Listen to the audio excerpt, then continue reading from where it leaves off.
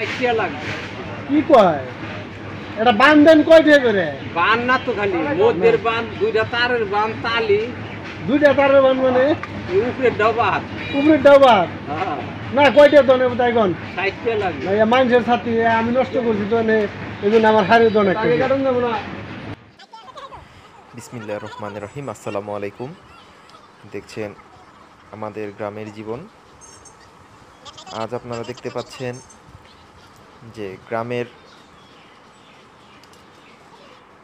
মিঠো বাজারে যে রাস্তার পারে বসে যে ছাতি ঠিক করা হয়, তো আজকে এরকমই একটি প্রামাণ্য প্রতিবেদন আপনাদের পাশে তুলে ধরব।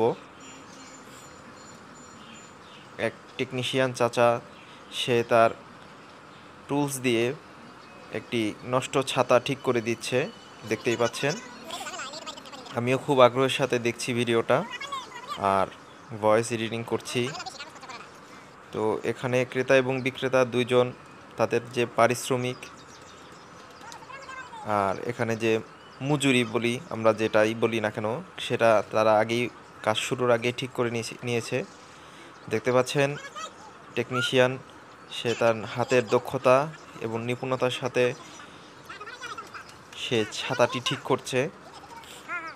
এখানে তার বুদ্ধিমত্তার পরিচয় দিচ্ছে, সে সঠিকভাবে নিজের মেধাকে কাজে লাগানোর চেষ্টা করছে।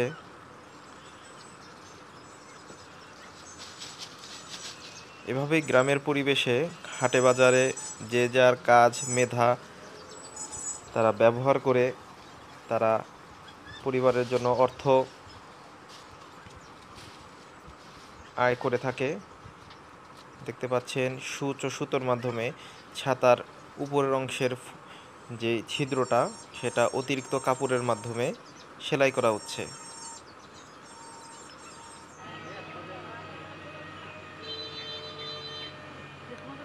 আর একজন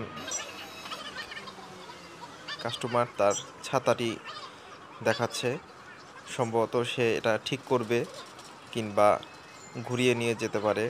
বাজারের পরিবেশ, গাড়ি থেকে মাল নামতেছে।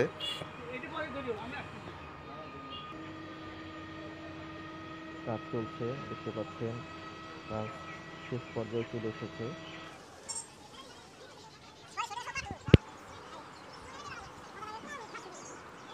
চাচার সামনে আরও আছে টর্চ লাইট, গ্যাস লাইটার। দেখা যাচ্ছে যে চাচা এইসব কাজ করে তার জীবিকা নির্বাহ করে এবং কি এখানে এটার মাধ্যমে সে তার পারিশ্রমিক নির্ধারণ করে।